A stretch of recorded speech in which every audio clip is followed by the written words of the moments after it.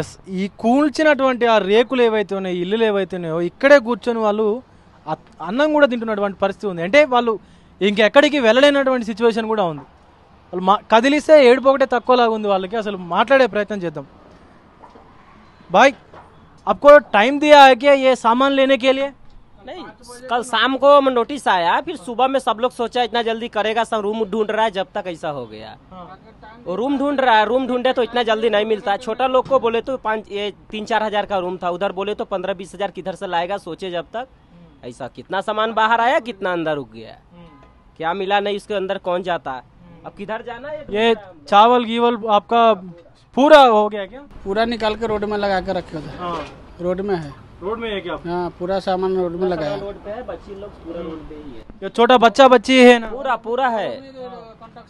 पूरा कंस्ट्रक्शन में वर्क करने वाला लोग था, इधर रुकता था, वो लोग को भी वही है। गवर्नमेंट का जमीन होना तो गवर्नमेंट किसको निकाल नहीं सकता है ना, किसको बसाना रुकाना क्या पैसा वाला थोड़ी है। वो टाइम देना, हमारा बिहार का रूल्स है, किधर भी कोई भी अगर किसका जमीन है तो उसको जमीन देना रुकने के लिए। भगाना बोले तो इधर का रूल देखा हम लोग। टाइम देना जो भी इतना दिन में खाली कर दो। गवर्नमेंट किसको नहीं भगाता। अचानक हम लोग टाइम नहीं मिले तो क्या करते। कुछ किसी का कोई नहीं सुना, पूरा आके तोड़ दिया। सामने मिला है क्या? हाँ, कल शाम में मिला था नोटिस। వాళ్ళకు నిన్న సాయంత్రం 4 గంటలకు ఏదైతే నోటీస్ ఉందో ఆ నోటీస్ అందజేసి 24 గంటల టైం కూడా ఇచ్చారు అని చెప్తున్నారు. కానీ 24 గంటల సమయం గడవక ముందే ఇక్కడికి వచ్చేసి ఈ డొమాలేషన్స్ చేసేశారు. ఈ కూల్చివేతలు ప్రారంభించేసరికి కనీసం వాళ్ళు ఎక్కడికి వెళ్ళలేని పరిస్థితుల్లో మీరు చూశారు కదా. ప్రస్తుతం అదే ఆ రేకుల షెడ్లోనే కూర్చొని వాళ్ళు అన్నం తింటున్నటువంటి పరిస్థితి కూడా ఉంది. ఇక్కడ చూస్తే చిన్న చిన్న పిల్లల్ని వేసుకొని వాళ్ళు ఒక్కసారి మనం వాళ్ళతో మాట్లాడించే ప్రయత్నం చేద్దాం.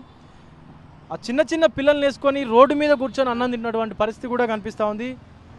ఇక్కడ చిన్న చిన్న వ్యాపారాలు చేసుకుంటూ ఫుడ్ బిజినెస్లు చేసుకుంటూ ఏదో కిరాణా షాప్ నిర్వహించేటువంటి వాళ్ళు ఈరోజు అవి కూల్చివేసేసరికి ఎటు వెళ్ళాలో దిక్కుతోచని పరిస్థితుల్లో ఈ రోడ్డు మీద కూర్చొని తింటున్నటువంటి పరిస్థితి కూడా ఒక్కసారి చూడొచ్చు వాళ్ళ పరిస్థితి ఎంత దీనంగా ఉందో.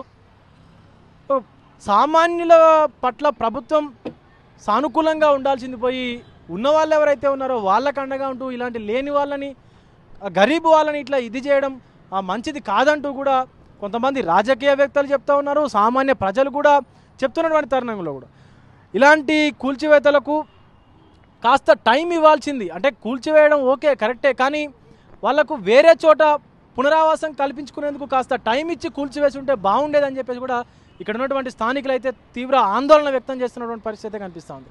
కెమెరామెన్ అజర్తో విజయ్, తొలి వెలుగు, కాజాగూడ నుంచి.